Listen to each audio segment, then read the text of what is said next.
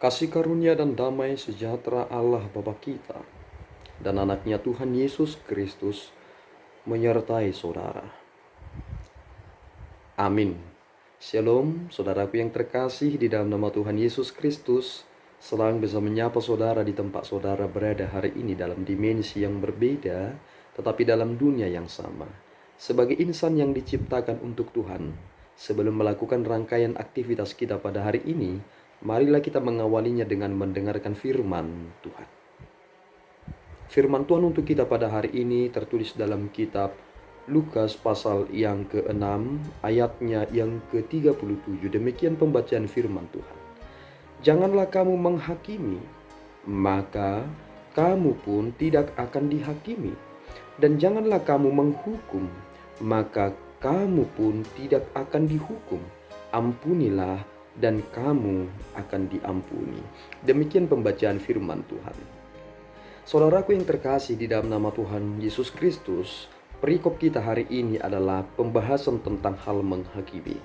Tentu sebagai manusia yang memiliki kognitif yang terus berkembang, kita menjadi pribadi-pribadi yang melihat makna-makna realitas yang terjadi di dalam kehidupan ini, dan tidak sedikit kita berespon tentang apa yang boleh kita lihat, dan penilaian juga muncul dari pengamatan kita, dan tidak sedikit hal-hal yang keluar dari ucapan kita adalah penilaian kita tentang sesuatu yang terjadi.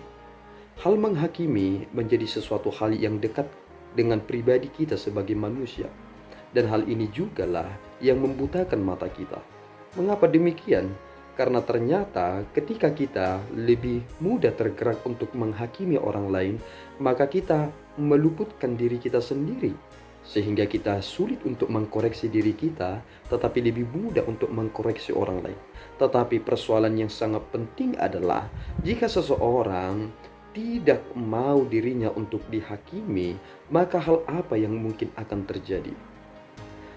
Apa yang diajarkan oleh Yesus Kristus kepada kita lewat pengajarannya kepada murid-muridnya ini menjadi perenungan yang sangat penting bagi kita. Mengapa demikian?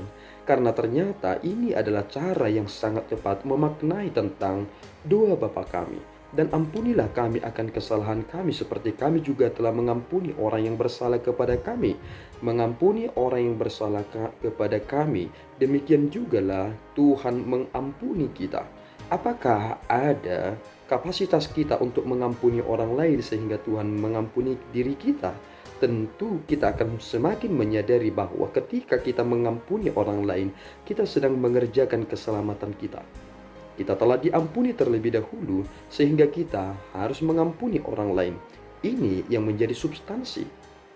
Bukan karena kita bisa mengampuni orang lain sehingga dosa kita diampuni, tetapi karena kita telah diampuni pertama sekali oleh Allah. Ini yang menjadi penting. Oleh karena itu saudaraku yang terkasih di dalam nama Tuhan Yesus Kristus, apa yang kita lakukan itu juga akan yang datang kepada kita ketika kita menghakimi orang lain. Apalagi menghakimi dengan cara kita berpikir dan membuat prasangka menjadi kesimpulan, maka itu bisa menjadi batu sandungan bagi saudara. Coba saudara bayangkan, saudara langsung menilai orang lain dengan melihat tampilan luarnya, padahal kita tidak mengetahui apa yang sedang ia kerjakan. Apakah saudara akan bahagia jika saudara dinilai dengan penampilan luar saudara? Saudara selalu berkata, mengapa dia selalu menilai aku karena penampilanku yang seperti ini. Tetapi kita juga telah melakukan hal yang sama, bukan? Apa yang saudara sedang tanam, itu juga yang saudara sedang tuai. Sehingga kita harus menyadari satu hal. Pengampunan itulah yang terpenting. Ini menjadi ruang berpikir bagi kita, bahwa ini menjadi pijakan kaki kita yang sangat penting. Jika kita telah berusaha dan berhasil untuk melakukan hal ini, maka Kristus telah menyatakan suatu pengertian yang sangat jelas. Murid tidak melebihi dari gurunya. Tetapi jika murid telah tamat belajarnya, maka ia akan sama dengan gurunya. Pengertian ini menjadi penting, bahwa kita adalah pengikut Kristus yang sejati. Kita sedang bergerak dalam progres kita, sehingga kita meneladani prinsip dan bagaimana Kristus hidup di dunia ini. Inilah yang menjadi penting. Hal apa yang saudara pelajari hari ini akan membuat kita menjadi pribadi yang belajar dan terpelajar. Bahwa ketika kita mempelajari dan memahami tentang apa yang disampaikan oleh Yesus Kristus, maka inilah yang menjadi ukuran yang sangat penting bagi kita. Apa yang kita ukurkan kepada orang lain, itu akan menjadi ukuran bagi kita. Apakah saudara mengizinkan ukuran saudara diukurkan kepada saudara? Kita harus berespon dan kita harus menjadi pengikut Kristus yang terpelajar. Tuhan Yesus memberkati. Kita berdoa. Ya Tuhan, kami bersyukur atas berkat-Mu. Terima kasih Bapa atas firman yang kami dengarkan hari ini, bahwa Engkau tugaskan untuk saling mengampuni, sehingga kami tidak selalu mencari-cari kesalahan orang lain, tetapi kami ingin bersama-sama memperbaiki diri kami. Terlebih dahulu kami harus mengintrospeksi diri kami, sehingga kami dapat mengingatkan satu sama lain.